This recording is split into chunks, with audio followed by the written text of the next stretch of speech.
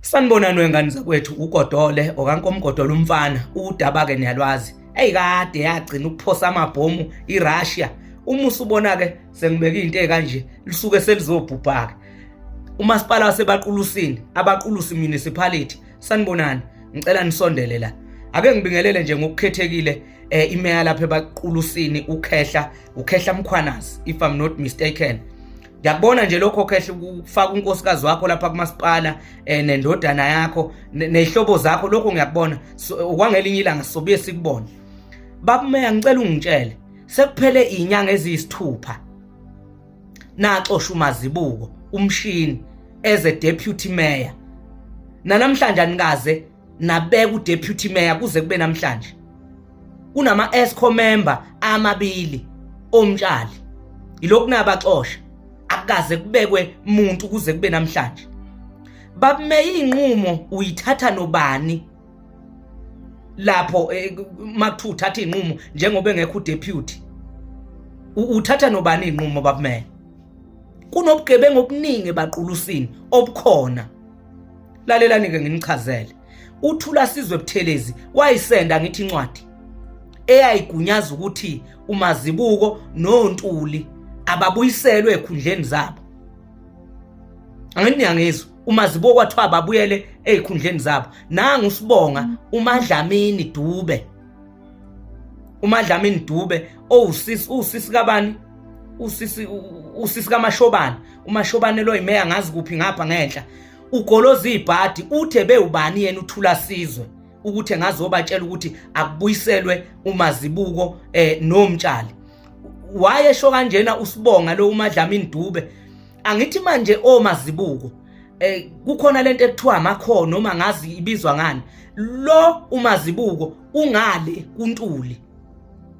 Lo usibonga ungale kuHlabisa. Amakhola wasekhona nje nkatheni. Ngalesikhathi nenza lamakho wesibonga Dube Dlamini. Nicabanga ukuthi umphakathi useviseka kanjani? Ngifuna ukwazi lokho ukuthi umphakathi useviseka kanjani. Inyanga ezisithupha phelile engekho udeputy mayor bemisiwe nomtshali. uThula Sizwe wathi ababuyisele. Usibonga wala ukuthi bebuyisele ngoba bakumakho angefani. Lo uMazibuko bangakuNtuli yena ungakuHlabisa balwa izimpi ngomphakathi. Ngifuna nje ukunibonisa umasipala waseBaqulusini ukuthi ubole kanjani. Zonke izinto zakhona bengibhala phansi.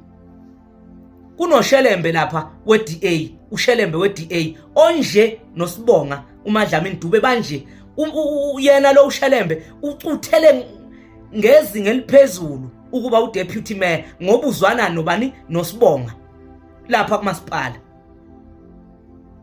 Niyazenzela nje kumasipala waseBaqulusini umphakathi ama-service amile nsi umphakathi awenzelwa lutho waseBaqulusini ngoba nina niyalwa nilwa izimpi zenu zangaphakathi nifaka abangani beni lapho.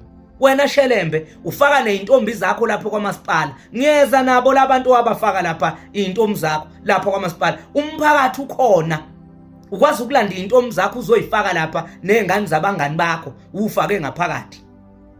uShelembe nginibekela nje yonke into ngifuna ngizanani kancane kanje ebese kuba khona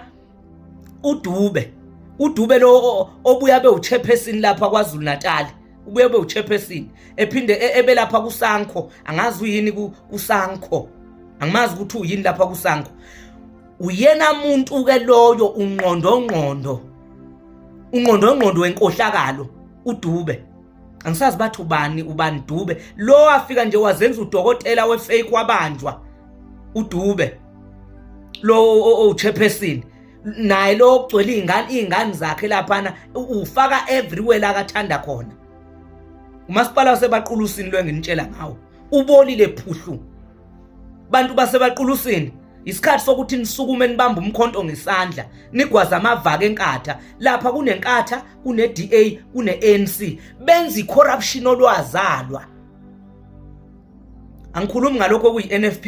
I-NFP vele angazi ngathi yini leya nto leyana ibekiwe nje isichuse ngaleyo nto encanyana. Ngeke ngikhulume ngayo ilapha kumashobana. Ile nto nje ngizonitshela yona ukuthi lalelani webafowethu, ulalelani bantu basebaqulusini. Isikhathi manje sokuthi nizenzele ushintsho nina. Sebenidlale kakhulu banixhaphaze kakhulu laba.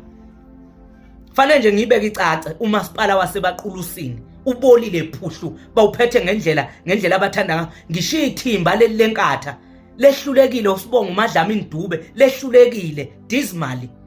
Alikwazi ukumlawula. uMadlamini Dube yazenzela lapha ebaqulusini wenza ngendlela le akathanda ngayo yena. Noma eyuthule akuna deputy akunalutho nje. Wengane zakwethu isikhathi manje sokuthi umasipala wasebaqulusini zishintshe izinto.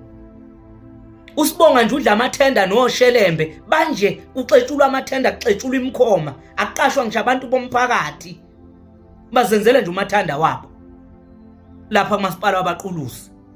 Leyo nto nje ade ngizonitshela yona ziningi kuyaphithizela. Ngisazonikhipela izinto eziyisimanga ebaqulusini ezenziwa nje ama leaders asebaqulusini. Lento yenu yokuthi inkathi ibe namakhoka kube nekhoka kaNtuli kube nekhoka Hlabisa bese umphakathi ungakwazi ukuserviseka ngoba nina nilwa izimpi zenu Sibonga. Ilokho nje ade ngizonichazela khona.